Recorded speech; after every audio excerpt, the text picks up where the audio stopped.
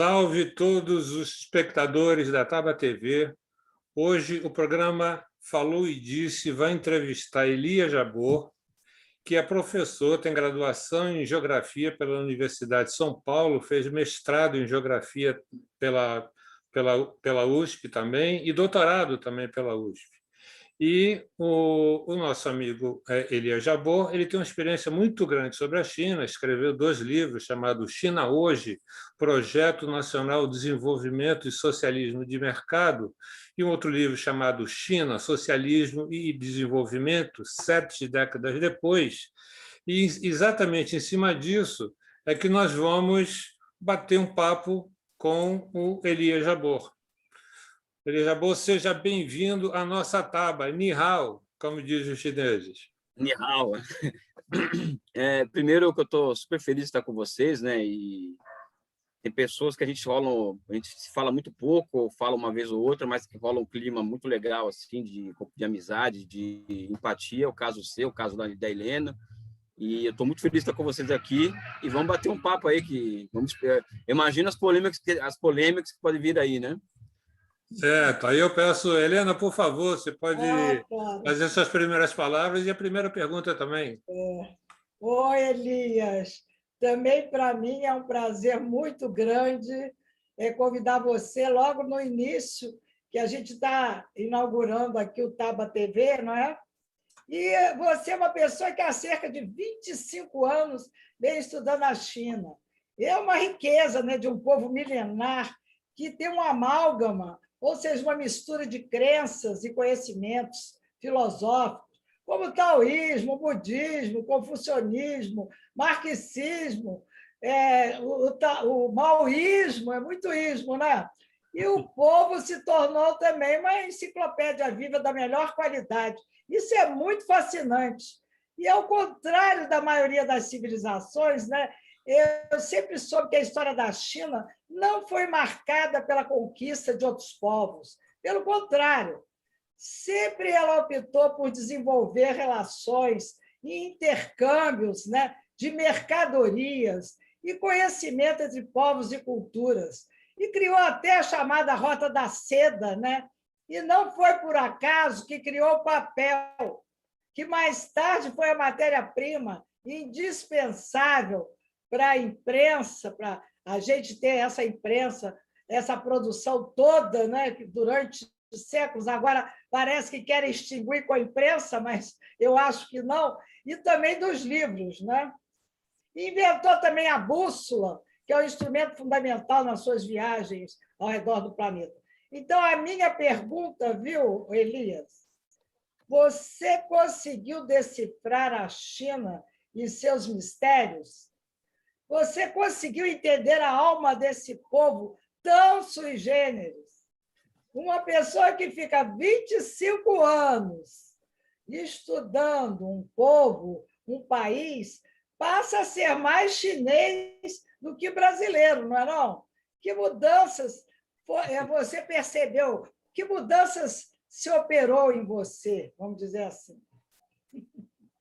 Eu acho que, primeiro, é difícil. A gente tem muita dificuldade hoje de participar de entrevistas e que você percebe que o nosso interlocutor é uma pessoa assim que não tem pegadinha, é uma pessoa que tem uma cultura elevada, igual é o caso de vocês. Então, é um dos motivos que me faz não pensar 2 vezes antes de aceitar conversar com pessoas como vocês, né? Então, a pergunta que você fez só revela um pouco isso, né?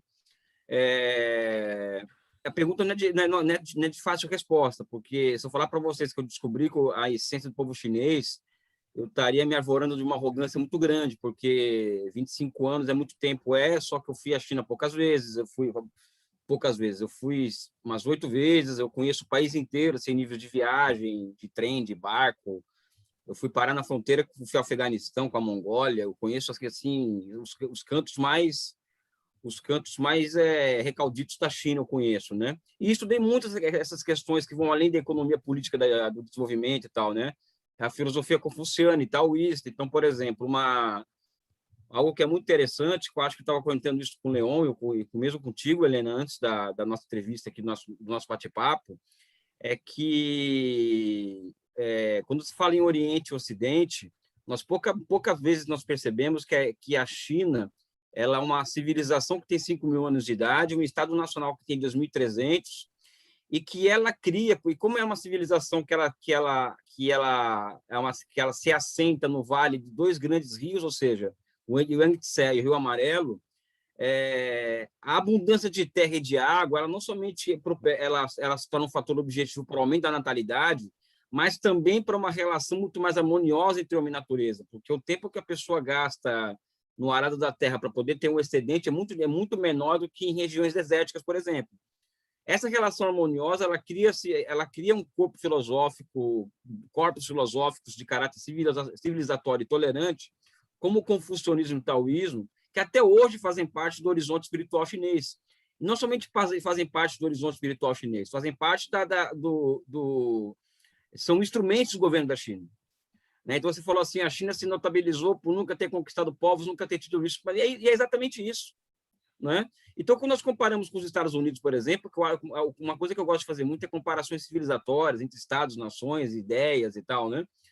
Os Estados Unidos, eles são caudatários dessas filosofias reacionárias que surgem no Mediterrâneo Oriental, onde as relações entre homem e natureza são muito duras, vamos dizer assim, dando margem a essas filosofias de tipo de Nova Canaã, Destino Manifesto, nós somos uma nação com destino especial, uma política externa baseada nos valores do Velho Testamento, ou seja, quando nós analisamos China e Estados Unidos, eu acho que essas questões de fundo subjetivo e filosófico eles são muito interessantes.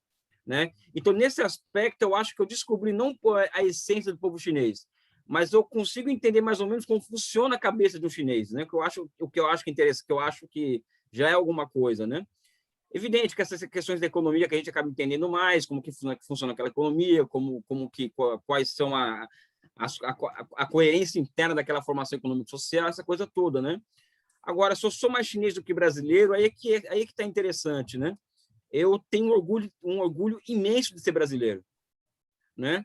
E todas as vezes que eu fui à China, né, eu fui muito querido pelos chineses por conta da história do Brasil do século XX.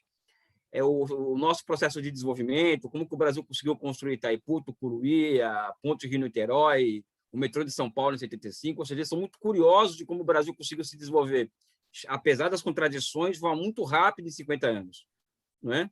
Mas eu me considero um humanista, né? Ou seja, você falou mais chinês do que brasileiro, eu acho que eu me tornei mais humanista, vamos dizer assim, porque o contato com outros povos com a diferença, traz esse processo de humanização, né? Eu sou filho de libaneses, como eu sempre gosto de destacar, filho de uma paraibana, né? E essa mistura deu essa pessoa que está aqui falando com vocês hoje, que tem um amor profundo pelo Brasil e pela humanidade, né? Acho que é basicamente isso que o estudo da China também traz, né? Maravilha. Elias, olha só, você é em contato lá com a China, não sei se você teve um contato aprofundado com o sistema de representação política na China, que é algo que é bem diferente, que lembra muito aquele modelo soviético inicial, mas eu não sei se é exatamente assim. Eu sei que ele é dividido como se fossem, é como se fosse um grande congresso, dividido em congressos em níveis diferentes, não é isso? Onde tem Congresso do Povo, onde as pessoas começam política por ali, e daí vão para os comitês de bairro, os congressos da cidade, onde todas as coisas que são discutidas no nível mais baixo são discutidas em todos os níveis. E também tem o Congresso das Cidades, e até chegar no Congresso Nacional do Povo, que tem uns 3.000 deputados, 3.000 membros. 1980 e pouco, uma coisa assim. Isso. Uma vez eu estava vendo na televisão um cara reclamando o seguinte: olha, no parlamento lá chinês, ninguém tem direito a falar sempre. Eu falei, claro, imagina 3.000 levantando a mão para poder falar. Isso traz um negócio que tem que ser escalonado e assim por diante. Então, mas nesse congresso, que é o Congresso Nacional do Povo, que é onde é eleito o presidente, primeiro-ministro, Conselho de Estado, onde os grandes projetos são aprovados e controlados, políticas de médio e longo prazo, entendeu? Me pergunta o seguinte: como que você viu? Você acha que funciona democraticamente? É um modelo que você considera democrático? E essa questão dessa representação por Congresso diminui a corrupção, que eu acho que é um dos objetivos também, é você debater sempre e evitar que seja corrompido no meio do caminho? Então, eu tenho eu acho que eu não gosto de discutir os temas em termos de democracia, ou ditadura, ou autoritarismo, ou não autoritarismo e tal, né? Mas a sua pergunta é altamente pertinente, porque é assim que as pessoas entendem as sociedades hoje aqui no Ocidente, né? Então, temos que responder esse tipo de questão. Eu acredito que não existe um único caminho para a democracia. Eu acho que todos os povos, eles a partir das suas experiências particulares, eles vão construir as suas próprias formas de representação, tá? Então, a democracia liberal, na minha opinião, é apenas uma forma de representação, uma forma, tá? E o que eu acho que o que está em desenvolvimento na China, de forma lenta, gradual, segura, é uma democracia de tipo não liberal, tá? E é uma democracia de tipo não liberal cujas instituições estão em construção ainda. Porque a Revolução Francesa, por exemplo, entre a Revolução Francesa e a consolidação do sistema legal, de sistema legal funcional de separação de poderes, eleições diretas e indiretas, direitos de mulheres a voto, demorou mais de 200 anos para se conformar um sistema eleitoral de tipo liberal, vamos dizer assim. Eu acho que um sistema eleitoral de tipo socialista também vai demorar muito tempo para se consolidar uma forma histórica, vamos dizer assim, desse tipo. Mas eu acredito que a China ela vai reavivando as suas práticas milenares de democracia à base de aldeia. Então, a explicação que eu dou para o tipo de democracia que a China exerce é essa. Então, por exemplo, um deputado ele é eleito na base ali, né, na base, só que para esse cara ser eleito, ele passa por vários testes ali, porque tem todo um sistema meritocrático, ou seja, os melhores são os melhores no sentido dos méritos da educação, da visão holística, ou seja, eu vejo as eleições de câmaras municipais aqui do Rio de Janeiro, por exemplo, eu falo, pessoal, um cara desse seria impossível surgir na China um cara desse, né?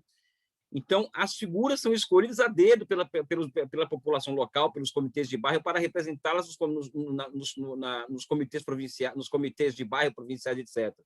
E chegam ao Congresso Nacional do Povo, ou assim, o que há de mais, vamos dizer assim, representativo mesmo, de fato, do povo chinês. E o que é interessante ali, na minha visão, é que eles só ficam 15 dias em Pequim. O resto do tempo eles ficam na província ou na aldeia. Então, o povo não pede o controle sobre o político. Aqui no Brasil não é assim, nos Estados Unidos, né? E as eleições na China não tem, no poder da grana não entra, né? Ou seja, a base é do convencimento mesmo, né? E não somente candidatos do Partido Comunista que podem se eleger. Um fato interessante que eu queria trazer aqui em cima disso, eu acho particularmente, eu vou me posicionar, tá, Leon e Helena, o sistema chinês mais democrático do que o ocidental, eu acho. Tá? O sistema político chinês mais democrático do que o ocidental, tá? Pois bem, aprovou-se agora o 14º Plano Quinquenal, tá? Então aí chega a ter aquelas duas sessões porque a China tem o Congresso Nacional do Povo e tem o Conselho Consultivo Político do Povo Chinês, que é o seguinte: eles reúnem 3.000 personalidades para poder ouvir opiniões deles. Por exemplo, vamos pegar aqui o Pelé, vamos pegar o Milton Nascimento, vamos pegar a Helena, figuras representativas da sociedade brasileira, que não são necessariamente eleitas, e eu ouvi essas pessoas, né? Então, esse Conselho Consultivo Político, ele é formado em 1946, ou seja, ele é anterior à Revolução.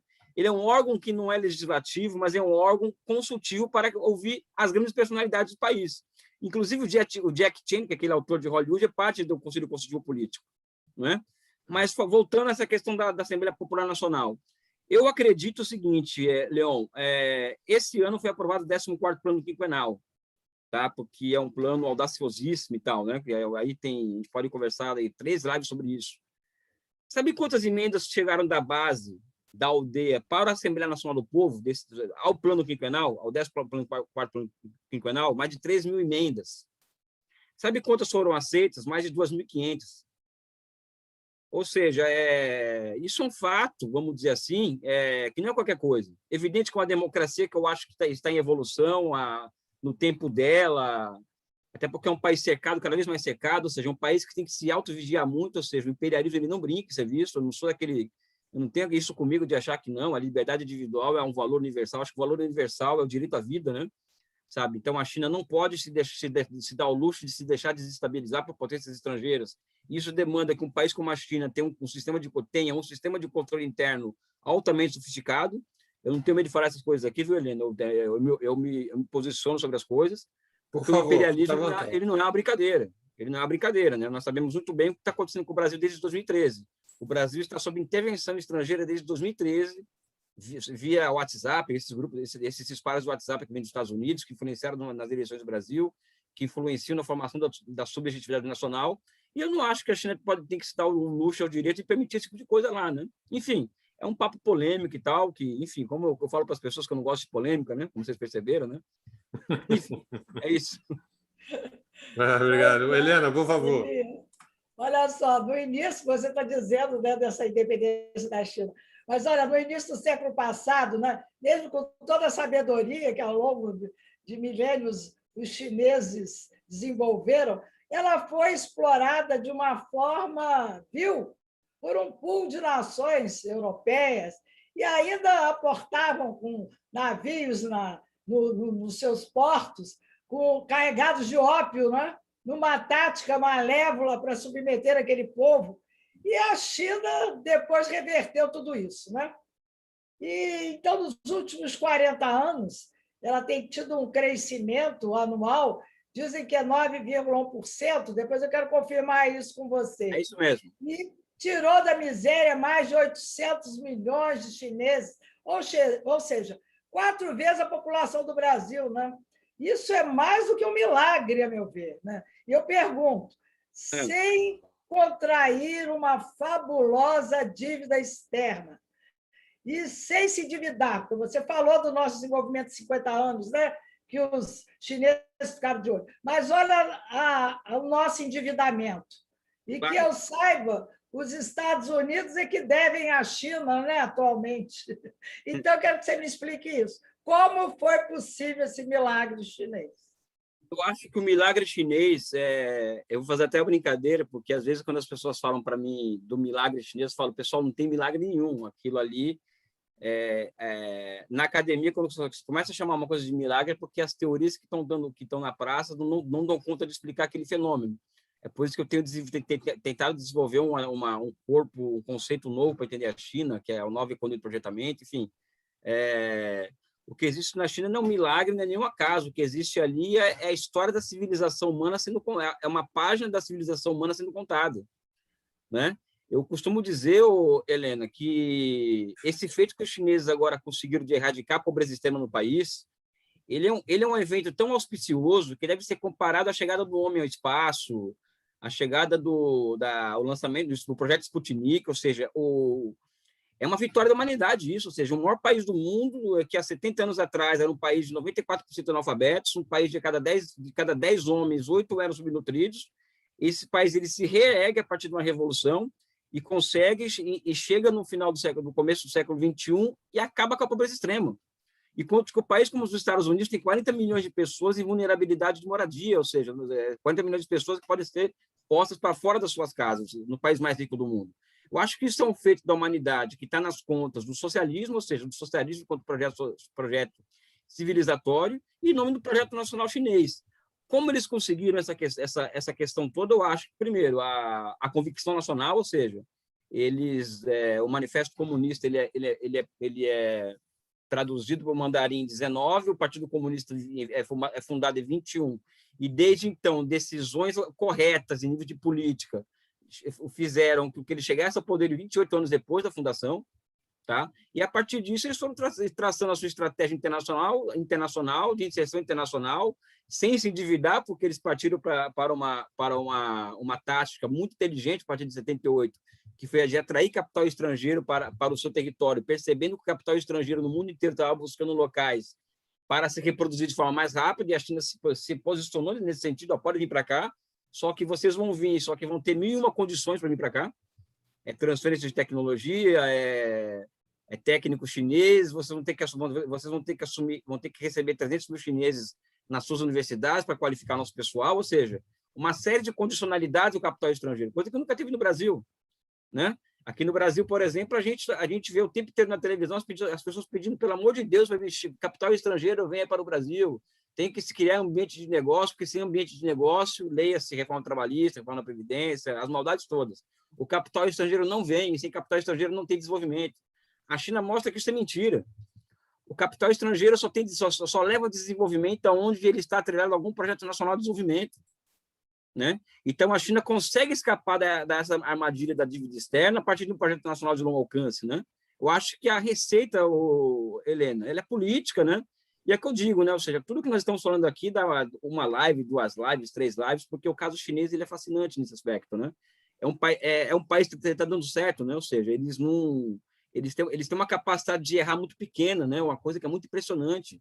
Até porque é uma burocracia que tem 2.300 anos, né? Então, como o concurso público existe na China há 1.300 anos, esse hábito do Estado escolher os seus melhores quadros para participar da administração pública, né?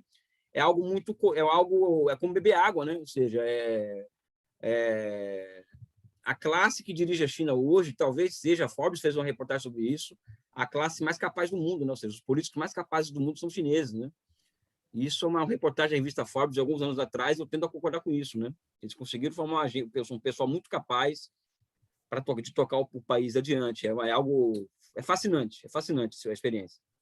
Isso, eu vou até pegar um gancho aqui, tanto no que a Helena falou, Sim. quanto que você falou, essa questão dos chineses não terem tido um método de invadir os locais para poder dominar.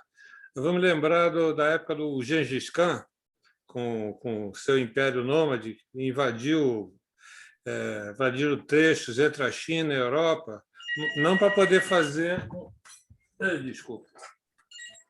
Não para poder fazer uma conquista, mas para poder estabelecer uma rota comercial entre a Ásia e a Europa, e foi um período onde houve um desenvolvimento cultural, econômico gigantesco. E foi nesse período também que foi lançada a Rota da Seda, que foi algo que transformou a história, inclusive, da Europa. E até hoje esse trecho, né, é um trecho que é disputado durante a Idade Média, e todos esses períodos esse trecho foi ocupado, diversos impérios entraram ali no meio para poder tirar proveito exatamente dessa rota que foi a rota que o Gengis Khan conseguiu organizar naquele período. Recentemente, eu fui até o Pepe Escobar, que eu estava numa entrevista que eu vi com ele, que ele levantou a questão da nova Rota da Seda. E a nova Rota da Seda é algo que está com a possibilidade vamos dizer assim, transportar mercadorias e bilhões de dólares da Europa para a Ásia e restabelecer essa relação entre a Europa e a Ásia, que é o projeto Eurásia, onde a Rússia está no meio, entendeu?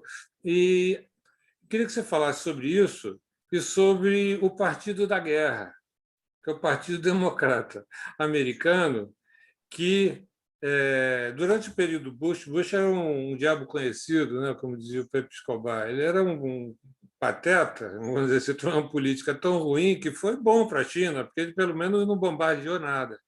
Vem agora o Partido Democrata e vai naturalmente voltar aquele belicismo que sempre foi característica dele, entendeu? A OTAN está crescendo, entendeu? Gigantescamente. Então, eu queria que você desse uma abordada na Rota da Seda e esse medo americano e esse tipo de intervenção que eles fazem nesses momentos. Então, a Helena, ela se notabilizou muito por abordar esse tipo de assunto na vida dela, né? Essa questão da dívida externa, essa questão da dívida pública, ou seja, essas armadilhas das dívidas, né? E o que nós assistimos na década de 80 e 90, principalmente, foi a proliferação da chamada globalização neoliberal, né, que, entre outras coisas, para dar certo o país, ele tem que abrir sua conta de capitais, ele tem que admitir o capital estrangeiro, ele tem que desregulamentar completamente a sua economia, né? No caso brasileiro, nós utilizamos a dívida pública, ou seja, a taxa de juros, para poder atrair esse capital estrangeiro, de curto prazo, evidentemente, nós chegamos onde chegamos, né? E foi essa globalização que os americanos nos oferecem na década de 90, né? Com o fim da União Soviética e tal, aquela coisa toda. Enquanto isso, a China ela foi construindo uma capacidade produtiva muito grande, ou seja, vamos pegar um dado aqui, a taxa de investimento, ou seja, aquilo que o Estado ele investe em relação à porcentagem do PIB do país. A taxa de investimento média da China é de 40% nos últimos 20 anos. Para fins de comparação, o Brasil hoje é 16%, ou seja, a taxa de um país em guerra, um país com a taxa de investimento dessa, né? A Rússia é 25%, a Índia 35%, mas a China é altíssima essa taxa de investimento. Então, a China construi uma imensa base produtiva, ela também cria condições para se transformar numa grande exportadora de bens públicos, né? Então, a nova Rota da Seda, em grande medida, ela vai ao encontro das necessidades chinesas de espalhar capacidade, de expandir, de exportar capacidade produtiva via obras como infraestruturas de portos, ferrovias, rodovias, aeroportos, enfim, virar uma exportadora de bens públicos, né, como diz os marxistas, uma exportadora de valores de uso. E ao exportar valores de uso, ou seja, a China é um país hoje que exporta muito esse tipo de mais de 4.000 obras pelo mundo de grande porte, via a nova Rota da Seda, que é esse projeto, ela tá entregando para o mundo uma globalização alternativa à globalização neoliberal. Porque para os chineses, né, os chineses eles não interessam para que o mundo empobreça. Para ela, interessa que o mundo, que a periferia ela se rejuvenesça economicamente, até para poder comprar os produtos dela. É completamente diferente dessa globalização via acumulação primitiva de capital que aconteceu nos últimos 30 anos no mundo, capitaneada pela grande finança norte-americana. Eu acho que essa é a novidade do espírito do nosso tempo, Leon, ou seja, essas duas globalizações, vamos dizer assim, sendo colocadas em confronto, tá? E evidentemente, a face do imperialismo ela não muda, né? Os chineses eles fizeram uma aposta. Primeiro que os americanos achavam, desde que comecei a estudar a China, existe uma literatura que na década de 90 surgiu para poder sustentar essa questão, a lógica neoliberal do seguinte: olha, para o país se desenvolver, ele tem que ter instituições de livre mercado, tem que ter primazia da propriedade privada, instituições que garantam as regras do jogo e tal, e um Estado democrático de tipo liberal. Ou seja, esse tipo de literatura virou um senso comum nas universidades brasileiras, europeias, etc. Como a China nunca foi uma democracia liberal, na cabeça dos americanos e europeus, vamos deixar a China crescer porque aquilo ali não se sustenta. Eles não têm aquele checklist, não são uma democracia liberal, não é um país de livre mercado completamente, então aquilo ali vai cair por si só. E não foi isso que aconteceu. Então, quando eles foram ver, o monstro tomou uma proporção muito grande, né? Ou seja, a China virou uma ameaça real à hegemonia americana, não que ela se coloque como uma substituta a essa hegemonia, né?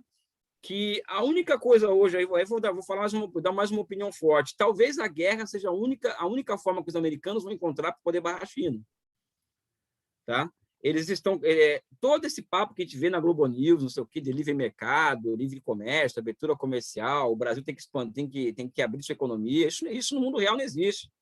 O que existe é o seguinte: olha, Coreia do Sul, Japão, Taiwan, vocês estão proibidas de exportar para a China insumo para semicondutores. É assim que o mundo real funciona, Leon e Helena. Sabe? Ou seja, a China hoje a China está sofrendo uma tentativa aberta, e não é escondida, é aberta, de expulsão, vamos dizer assim, do mercado de semicondutores. Então, onde é que está esse discurso de livre mercado aí que o pessoal defende na Globo, na revista Veja, para o Brasil, né?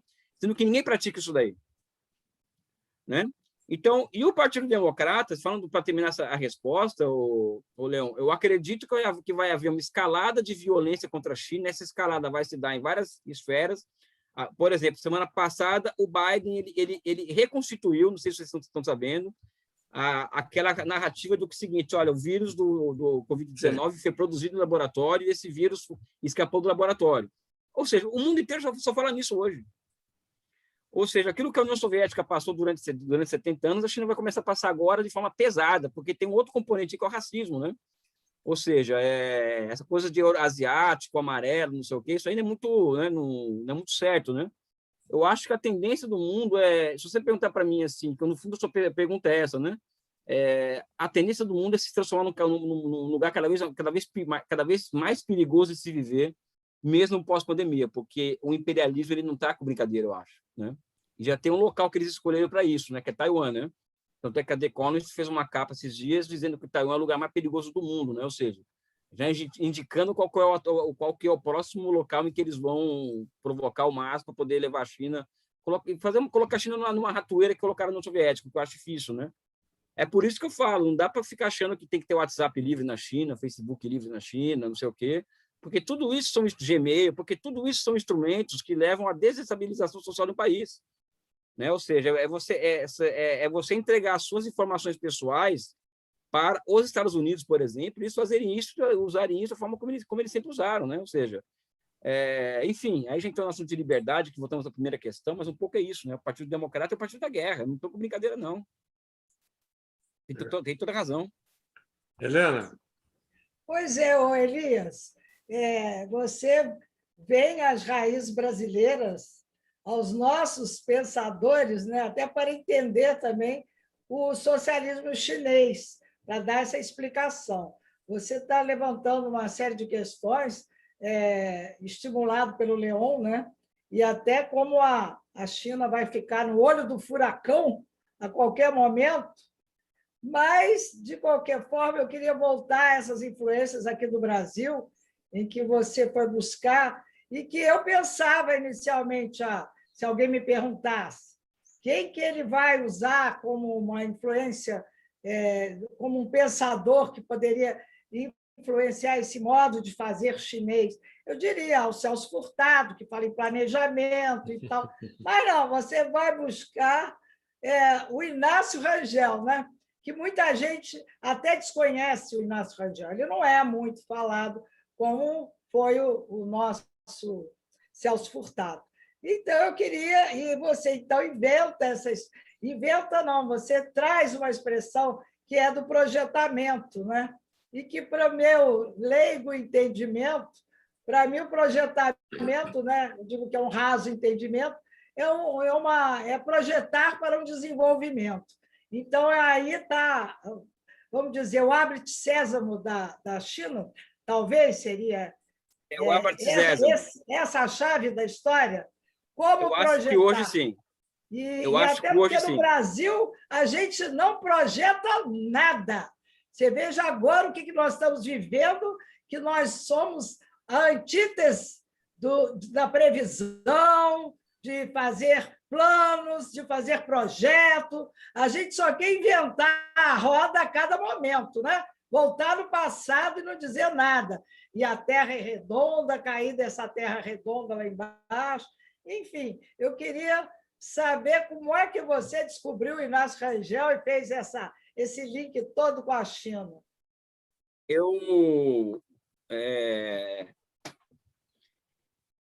O Rangel, para mim, ele... Primeiro que ele não teve a carreira acadêmica que teve o Furtado, não foi para a Sorbonne.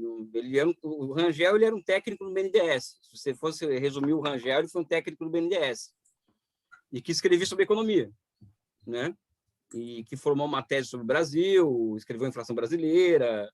Ele se colocou, por exemplo, no debate entre, por exemplo, Celso Furtado e Roberto Campos. Ele achava que os dois estavam errados, ou seja, ele se colocou num campo, vamos dizer assim, de pensamento, vamos dizer, socialista, marxista, nacionalista, mas não estruturalista cepalino como Furtado e nem monetarista, neoliberal como, ou seja, tanto é que o corpo de pensamento dele é pensamento independente do Inácio Rangel, né? Tem até no livro sobre a história do pensamento econômico brasileiro, do Belchovski, o Rangel é um capítulo à parte. Tem a CEPAL, tem os monetaristas, tem os liberais e tal. O Rangel é um capítulo à parte desse livro. E eu li o Rangel há muito tempo, né? Eu li o Rangel há muito tempo porque o meu orientador de doutorado e mestrado foi um dos pupilos intelectuais do Rangel, e eu tive a sorte de conhecer o Rangel pessoalmente, né? Eu com 17, 18 anos de idade. Porque o Rangel ele foi na USP uma vez, em 93, um ano antes dele morrer, porque o Furtado, além de ser um grande pensador e tal, ele era bonito e falava bem, né? O Celso Furtado, né? Tinha essas duas, né? O Rangel não, o Rangel ele falava muito mal, tinha um problema de garganta, era baixinho, sem pescoço, maranhense feio, né?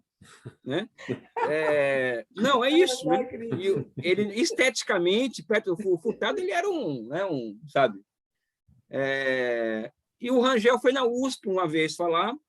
O Furtado foi num dia e no outro dia foi o Rangel, né? E eu fui assistir, não entendi nada que os dois falaram, porque eu era um menino de 17 anos, assim, egresso da universidade, 17, 18 anos, mas o Rangel, com toda a dificuldade de fala dele, eu percebi dos dois quem era o gênio, na minha cabeça.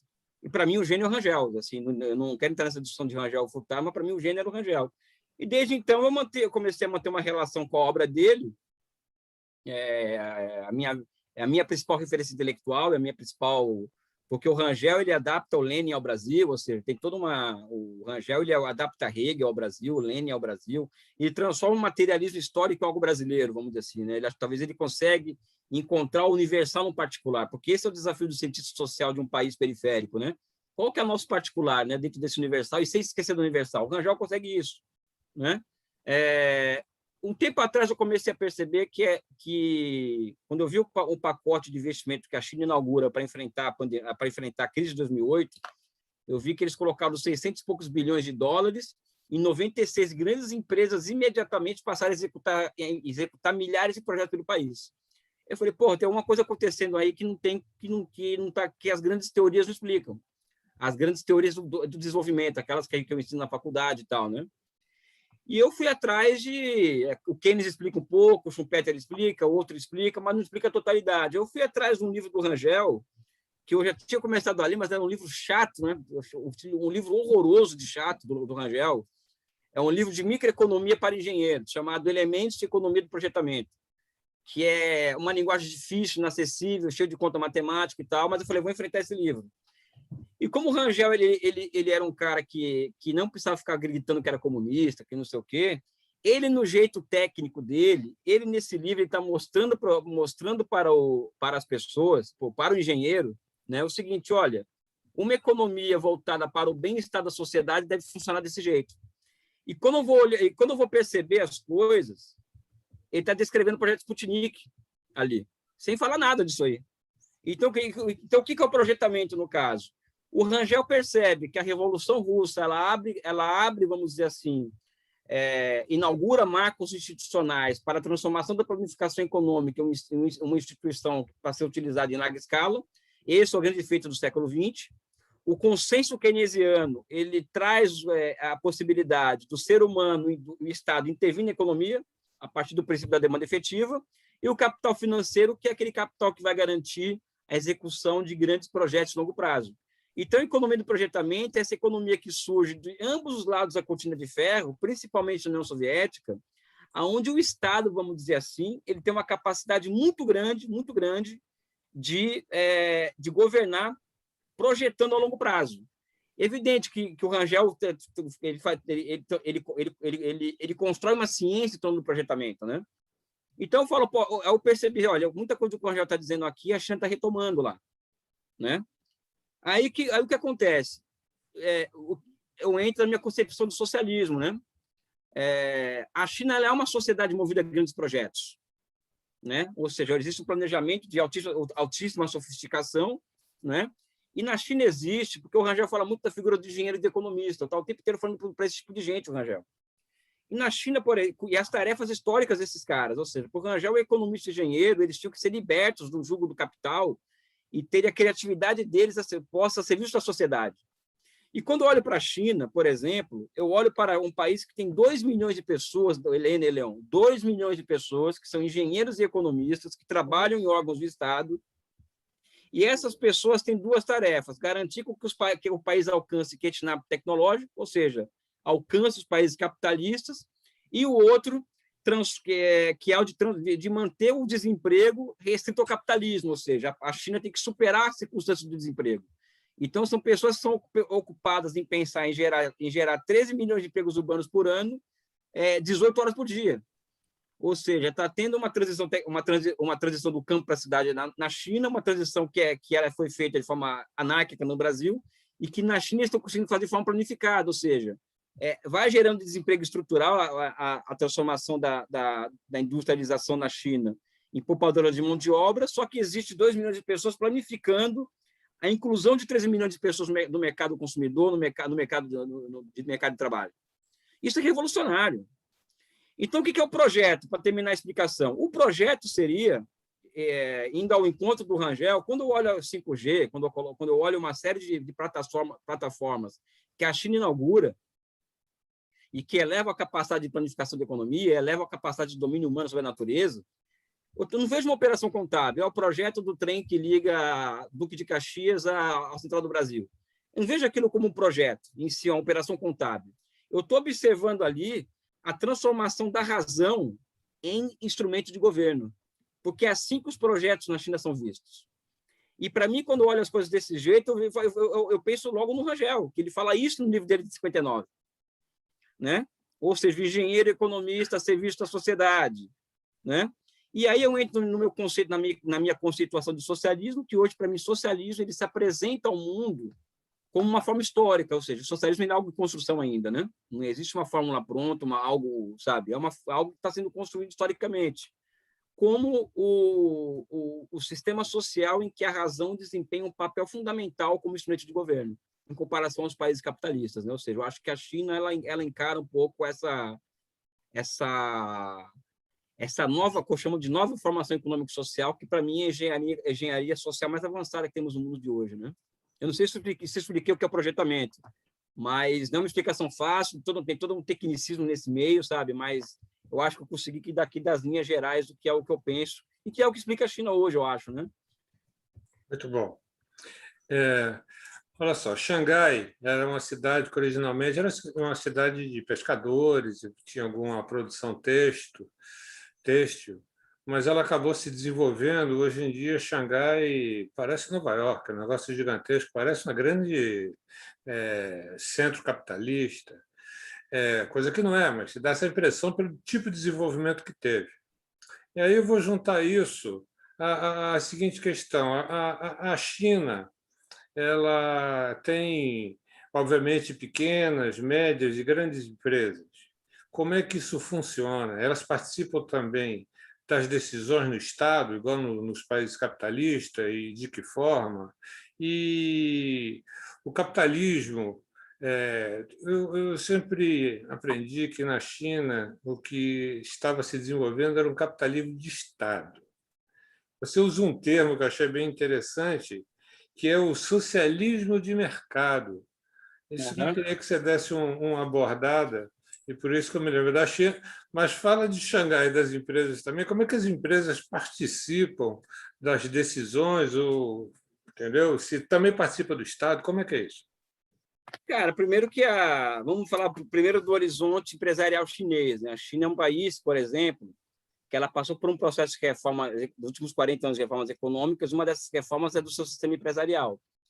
Dessa reforma do sistema empresarial chinês surgem 90 atuais, eram 199, agora são 96 grandes conglomerados empresariais estatais, que são o núcleo da economia chinesa. São conglomerados, ou seja, são empresas que têm uma empresa-mãe com as suas subsidiárias, né, que estão localizadas em pontos fundamentais da economia chinesa. É como se no Brasil, Helena, você que é uma nacionalista da antiga, como eu, né, é como se no Brasil tivesse 96 empresas do princípio ativo da Petrobras nos setores estratégicos da nossa economia. Então, a China tem 96 empresas do porte, do princípio ativo da Petrobras nos setores estratégicos da economia. Ao lado disso, a China tem 30 bancos de desenvolvimento, né? Ou seja, tem 4 grandes bancos, né, do estilo do BNDES, outros bancos de desenvolvimento de nível provincial e nível municipal, que são estatais. Então, esse núcleo duro estatal da economia, que é uma das características do projetamento, porque o projetamento ele retira a incerteza do horizonte, porque a incerteza é algo inerente ao investimento privado, sendo que na China o investimento primário ele é público e não privado, ou seja, o privado ele se aproveita do público, dos efeitos de encadeamento do público. O que acontece é que as empresas privadas, ou seja, o capitalismo que existe na China, porque existe capitalismo na China, ele acaba se submetendo a uma ordem econômica que não é regida por ele. Não é o setor capitalista da economia chinesa que gera ciclos de acumulação da economia.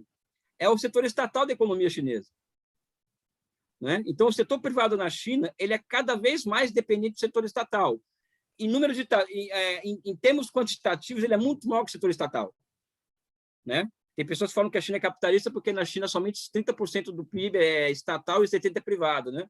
Mas é a mesma coisa de você falar de um corpo e não falar do coração dele, porque se você tirar o coração, está o corpo aqui. Mas o coração do sistema empresarial chinês e financeiro é estatal. Né? E o que é mais interessante, né? Ou seja, a elevação da influência do Partido Comunista. Né? Ou seja,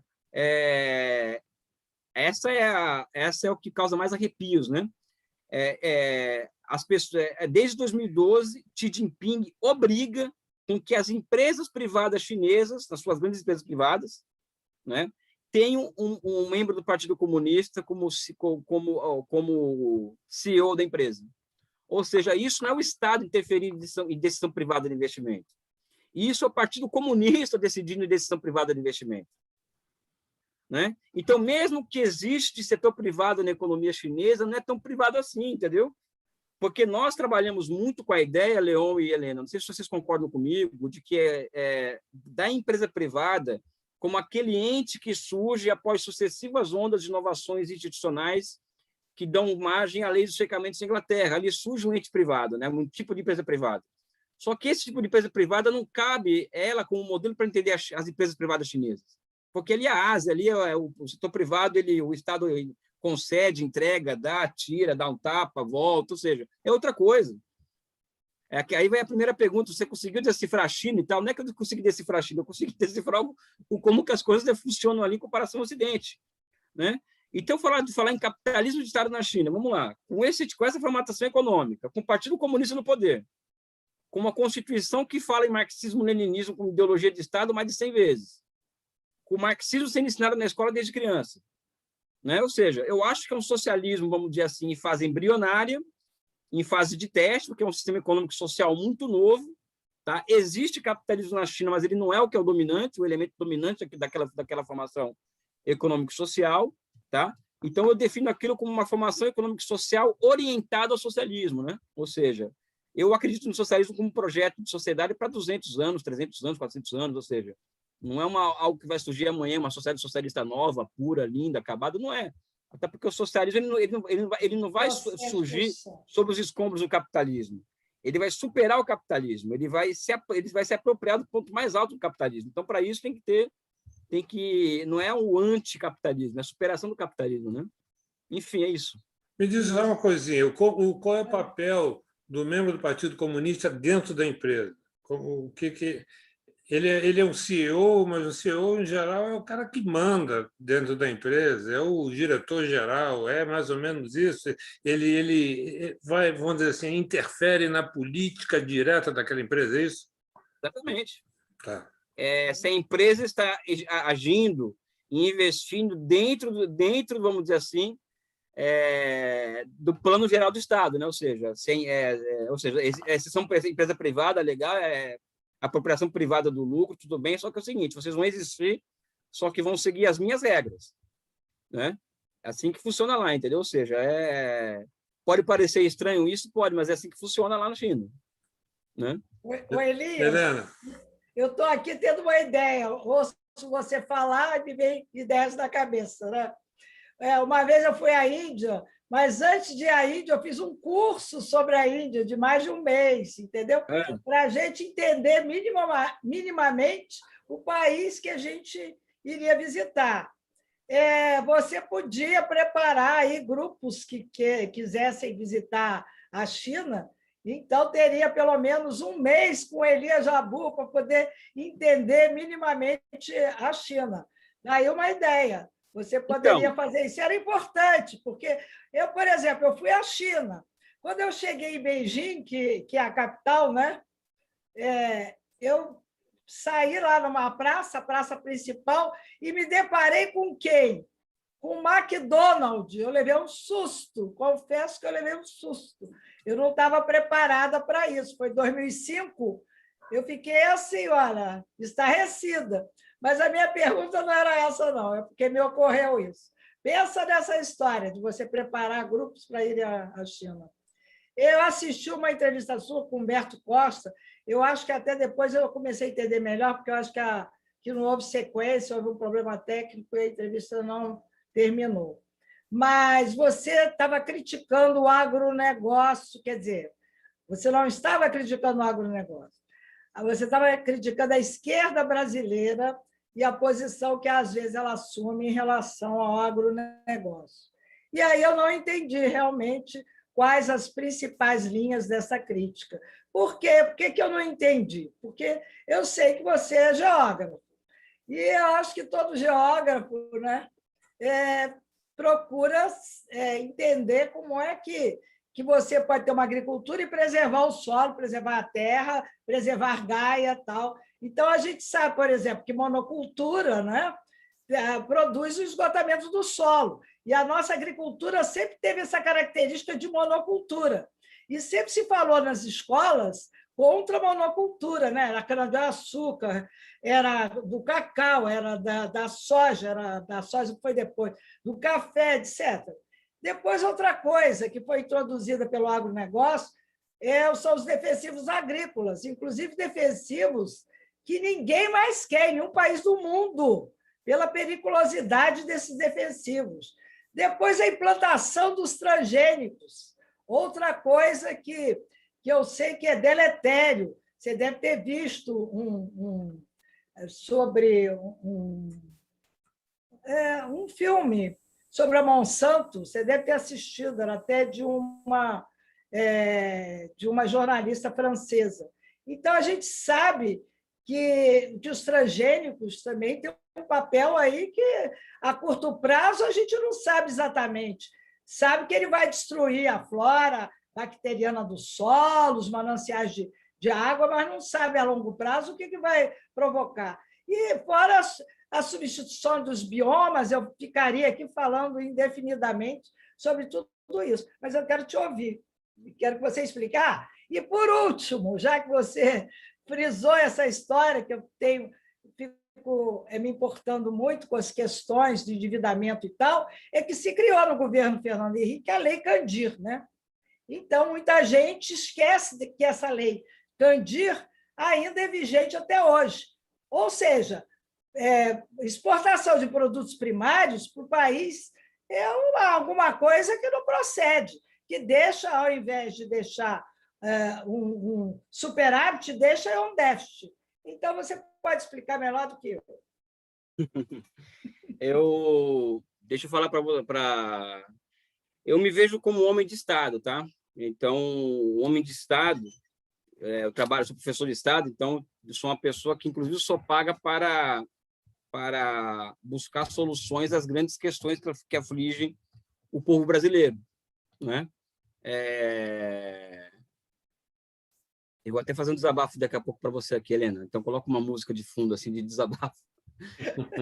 Em um dos dramas, vamos dizer assim, que eu acho que nós, como homens de Estado, temos que pensar é a questão de como nós fazemos com que o arroz, o feijão, a carne, os gêneros alimentícios chegam a preços módicos na mesa do povo. Acho que essa é uma questão a ser respondida, tá? E eu respondo essa questão a partir da noção do seguinte: tem que haver escala de produção.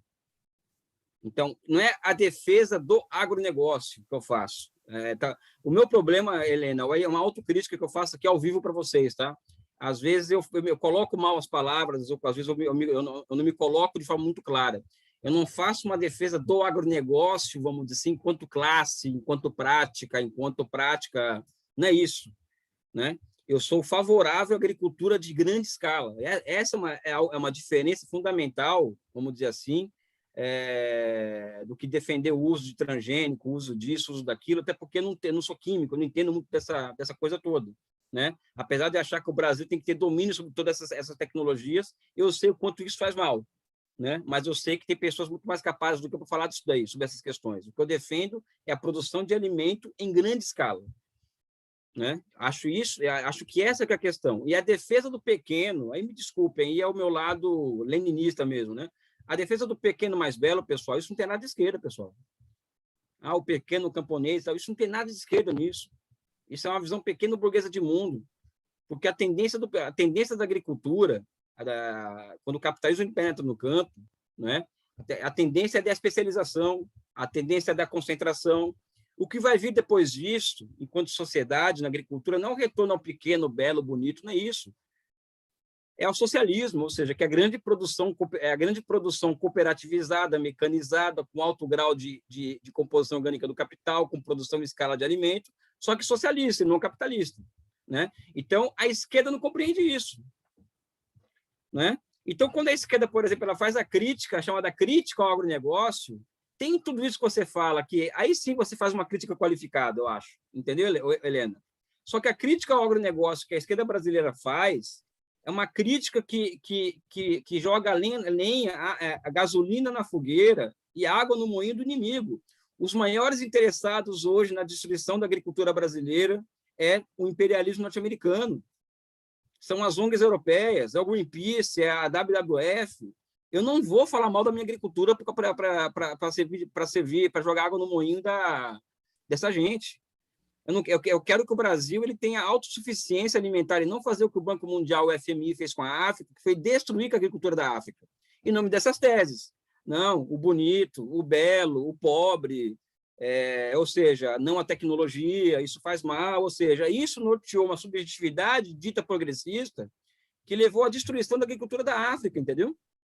Sabe? Então, eu acho que o agronegócio brasileiro, o meu problema com eles, Helena, não é nem só esse que você levanta, o meu problema é que eles são burros do ponto de vista econômico, político-econômicos.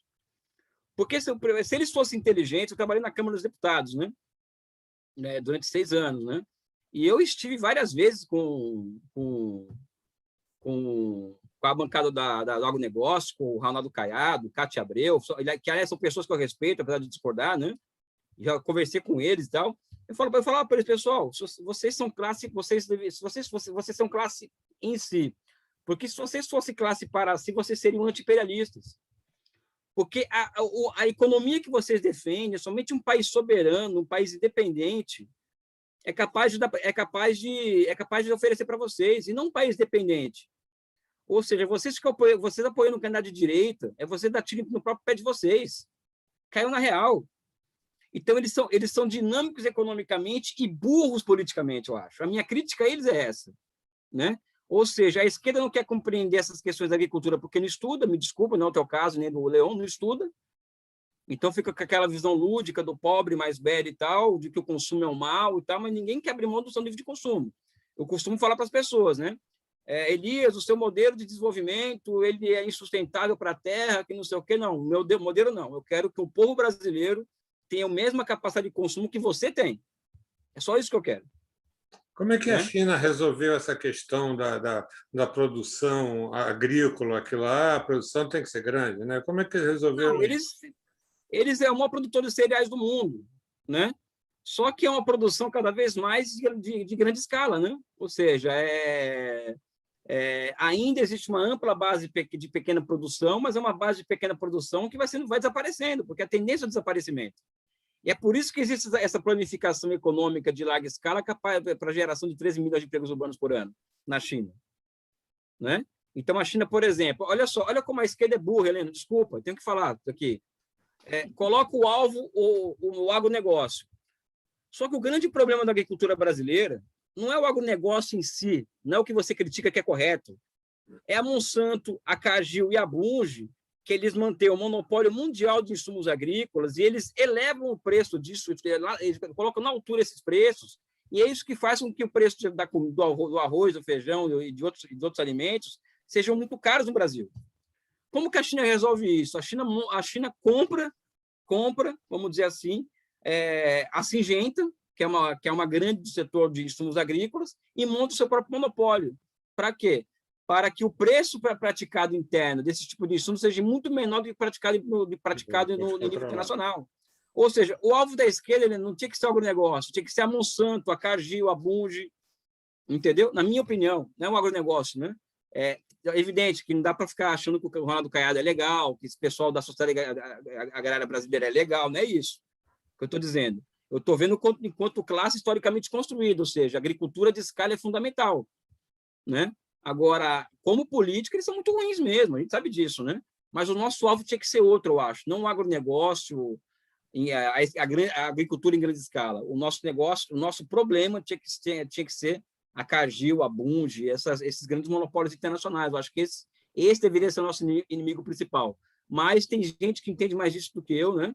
Mas a compreensão que eu tenho basicamente é essa, e me considero de esquerda. Eu vou retomar uma coisa aqui que vamos ver se eu consigo entender isso que eu matuto há muito tempo. A China exporta para os Estados Unidos. Os Estados Unidos são um dos maiores compradores dos chineses. Os americanos exportam para a China, eles também são os maiores compradores de produtos americanos. Eles fazem negócios de volume muito alto. Então, o O que eu fico pensando é o seguinte: se um deles decai, dá prejuízo no outro, não é isso? É uma sinuca de bico esse, entendeu? Porque ao mesmo tempo que eles concorrem, eles comercializam grandes volumes com outros. Como é que se Não, soluciona isso? Ou se é isso mesmo que eu estou pensando? não, a questão é a seguinte: o que você está falando é estratégia pura, ou seja, a União Soviética ela foi cercada e bloqueada por 70 anos e ela não conseguiu constituir mecanismos de penetração do capitalismo mundial a ponto de fazer o capitalismo mundial depender dela. Hum. Então, foi só desligar a União Soviética do sistema que aquilo ali caiu, entendeu? Sabe? A China não. A China,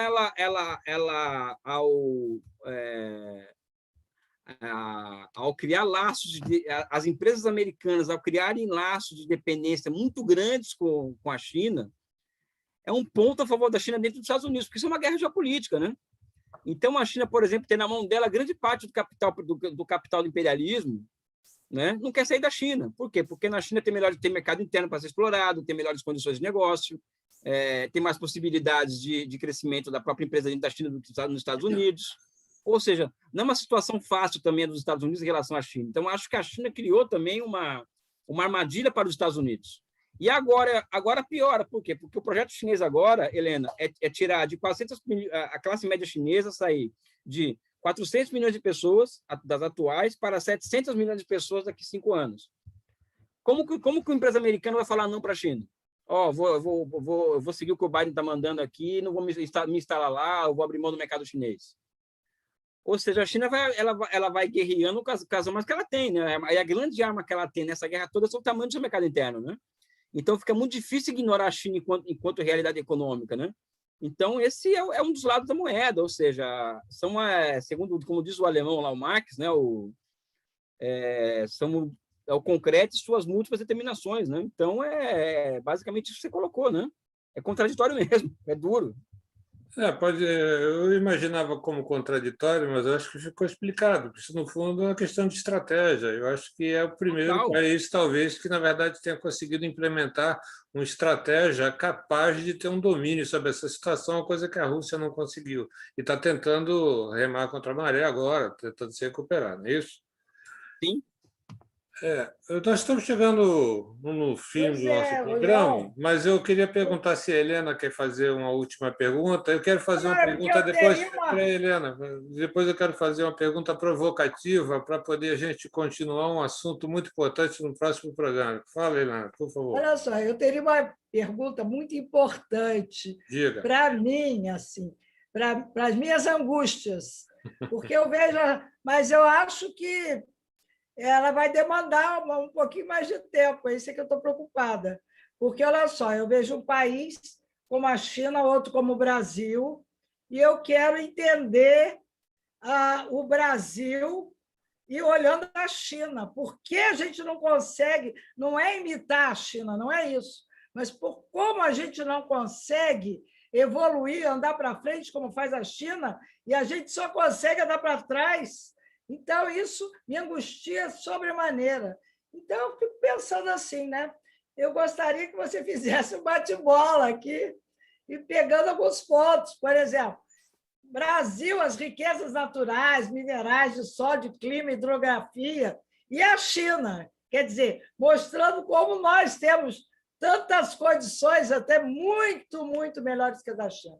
O desenvolvimento cultural nosso e da China, o tecnológico, o agrícola, industrial, e o planejamento daqui brasileiro, grande planejamento brasileiro, a visão de futuro nossa e da China, o comércio exterior, esse crescimento econômico que a gente é zero, eles é super, quase bate 10%. Enfim, se você puder, pelo menos em algum desses itens, falar alguma coisa, eu já fico satisfeito. Vamos fazer Helena, o seguinte, vamos fazer duas perguntas provocativas, porque isso aí dá um programa para cada uma delas. Eu vou fazer uma pergunta provocativa, aí o Elias dá uma introduzida nisso para poder a gente desdobrar também e aproveitar para poder inserir aí, para poder você falar no final, que é uma questão que você coloca, que é uma discussão importante que se deve ter na esquerda, porque a esquerda foi mudando um pouco de suas características, foi perdendo uma série de paradigmas e tem incorporado dentro dela paradigmas, visões, referências que nem são da esquerda. Né? São alguns, inclusive, vêm do próprio fascismo. Então, eu queria que você abrisse essa discussão para a gente fazer isso num outro programa. Por favor. Então, primeiro que a China fez uma revolução, tá? Antes de mais nada, eles fizeram uma revolução em 49, uma revolução armada, que foi uma luta de 20... O Partido Comunista está em armas na China entre 28 e 49, eles estavam em guerra, ou seja, isso era uma revolução. E isso faz toda a diferença. Nós não fizemos uma revolução no Brasil, tá? Mas isso não impede, não serve de zona de conforto para, não fizemos uma revolução, então não vamos pensar numa solução política para o Brasil. Primeiro que eu acho que o desafio nosso é derrotar o bolsonarismo. Eu acho que as coisas têm que partir do simples para depois ir para o complexo, né? Ou seja, temos que derrotar o bolsonarismo em 2022. Né? Derrotar o bolsonarismo, ou seja, unindo o povo em torno de uma plataforma comum de derrota do Bolsonaro, aí sim abre-se condições para repensar o país em um contexto muito mais amplo. Né? Então, eu me concentrarei, Helena, em manter a minha angústia e vamos derrotar esse cara, entendeu? Porque se pensar muito no geral, enlouquece, sabe? Vamos para terapia, remédio, é assim que está o Brasil hoje, entendeu? Sabe? Então, eu acho que a gente tem que derrotar o Bolsonaro, opinião minha, e eu tenho pensado em programas, vamos dizer assim. Uma vez eu estava comentando numa conversa com o próprio Ciro, eu falei, olha, eu acho que o Brasil ele tem um dos desafios brasileiros que a gente vai ter que enfrentar, né? Por isso que a esquerda tem que estudar, eu acho, é como recompor esse capital privado que foi destruído pela Operação Lava Jato. Né? Ou seja, a Operação Lava Jato ela destruiu um capital privado brasileiro, que é o capital privado mais avançado que tinha no Brasil, em todos os níveis, tecnológico, etc., sabe? Então, acho que existe o desafio da recomposição do setor privado da economia brasileira a partir do Estado Nacional. A partir disso, formação de consórcios público-privados, ou seja, a partir dessa recomposição desse setor privado, para fins de investimentos de infraestruturas nas 30 maiores cidades do Brasil, por exemplo, ou seja, isso fazendo um pensamento de futuro. Né? Existe essa necessidade de nós começarmos a preparar o nosso território para receber 200, 300, 400 bilhões de dólares de investimento chinês em infraestruturas. Para isso, o Brasil vai precisar de 200 a 300 mil engenheiros de projetos, economistas também, sabe? Ou seja, existem soluções, sabe? Mas eu acho que a grande questão, Helena, o nosso grande drama é o seguinte: vamos derrotar o Bolsonaro. Derrotado o Bolsonaro, aí sim eu acho que abre condições e caminhos assim para que nós possamos pensar o Brasil mais adiante. Eu tenho esperança, tá? Eu tenho muito mais esperança hoje do que há 2, 3 meses atrás, tá? Então, eu acho que é muito possível derrotar Bolsonaro em 2022. Agora, não vai ser fácil, porque não é derrotar o Bolsonaro, é derrotar o bolsonarismo, ou seja, o que é muito mais difícil, mais complicado do que o próprio Bolsonaro. O Bolsonaro é uma figura, um agente, o bolsonarismo é outra coisa. Eu acho que isso é algo que vale em outro programa também. O lavajatismo, o bolsonarismo, essa coisa toda, porque não é impossível o Sérgio Moro cometer os crimes que ele cometeu, ele, o doutor Dallagnol e tal, e não aconteceu nada com eles. Né? Ou seja, eles colaboraram com uma potência estrangeira para destruir setores inteiros da economia do nosso país. Isso está ficando provado provado juridicamente. Isso não é uma opinião minha. Assim, isso tem prova já suficiente da existência da colaboração de setores do judiciário brasileiro com o Departamento de Estado americano. Né? Como que vão fazer o que com esses caras? É herói nacional? Que porra que é essa? Desculpa falar palavrão, né? Sabe? Então, acho que existe um tribunal, uma comissão da verdade contra a Lava Jato e o neoliberalismo no Brasil que vai ter que ser constituído um dia. Sabe? Então, por isso que eu tenho uma calma histórica suficiente de saber que esse momento vai chegar. Agora, para isso, a esquerda tem que elevar a sua capacidade de pensar o Brasil estrategicamente. A minha crítica às esquerdas no Brasil é parte de um princípio muito básico, né? Eu falei aqui que o Rangel ele foi um cara que entre outras particularidades da sua genialidade, foi que ele foi o intelectual brasileiro que conseguiu capital universal no particular, ou seja, o DNA do Brasil. Né? A esquerda brasileira abandonou esse debate. Grande parte da esquerda, não vou falar toda a esquerda, não, porque eu não incluo Lula nisso, sabe? Por exemplo, eu não incluo Ciro Gomes nisso, sabe?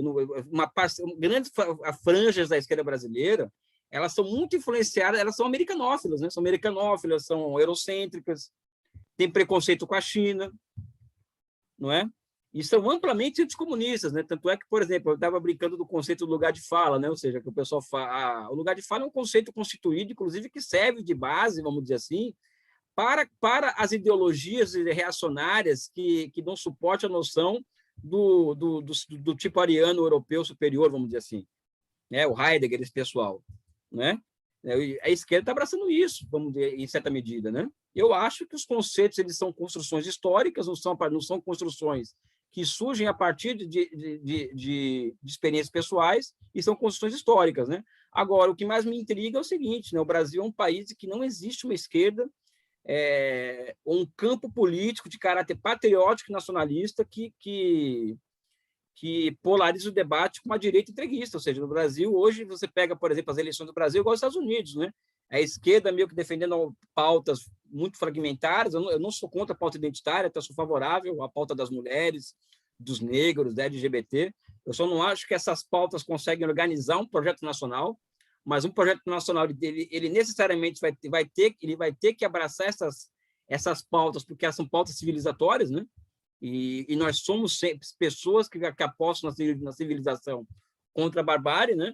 Mas a esquerda faz um discurso que é muito semelhante ao Partido Democrata Americano e a direita faz o discurso do Partido Republicano. O Brasil virou isso hoje, né? Então, acho que já passou do momento da esquerda ser esquerda brasileira, esquerda nacionalista, esquerda patriótica, esquerda tradicional, né? Como o pessoal fala, né? E ser menos eurocêntrica, menos americanizada, menos ocidentalizada, e que observe essa experiência social que está acontecendo na China com bons olhos, e não com os olhos que no geral se enxerga, né? Principalmente a esquerda da USP, né? Que é uma esquerda que surge para combater o Getúlio Vargas, o varguismo, etc, etc, né? Eu acho que é isso, né? Falei demais, né? Helena, quais são os seus agradecimentos finais? Ótimo.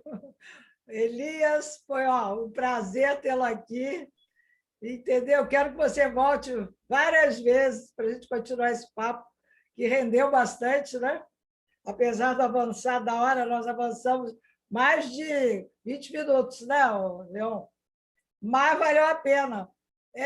Eu gostaria até de estender muito mais, mas hoje em dia, para as pessoas terem tempo para absorver uma hora de entrevista, às vezes fica complicado. Por isso que nós queremos e optamos por criar esse módulo mais rápido, né? Claro. Menor, né? Um módulo menor. Mas valeu. Eu estou muito feliz, Helena. Eu tenho um prazer muito grande de te encontrar, você, agora o Leon. Eu vou estar sempre à disposição para conversar com vocês, porque eu venho para cá para aprender com vocês também, né? É um processo de mão dupla, né? E eu sou uma pessoa que a inteligência humana me encanta, eu sou muito sensível à inteligência alheia, né? Então, por isso que eu fico muito emocionado e muito feliz de estar com vocês, né? Porque vocês são pessoas cuja inteligência me levam à emoção, né? Então é isso, pessoal. Obrigado pelo convite, estarei sempre à disposição. Sim. Valeu. Olha só, nós aqui da Taba TV que agradecemos a sua participação. Foi um dos melhores programas da Taba TV até hoje que nós fizemos.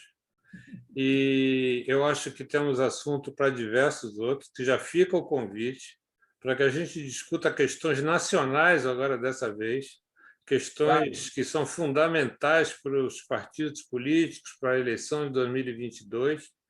E eu tenho certeza que os espectadores da Taba TV hoje vão sair com muito mais conhecimento e muito mais dúvidas para poder discutir, para poder pensar a respeito destas relações políticas e econômicas que a China tem, vamos dizer assim, muito a nos ensinar.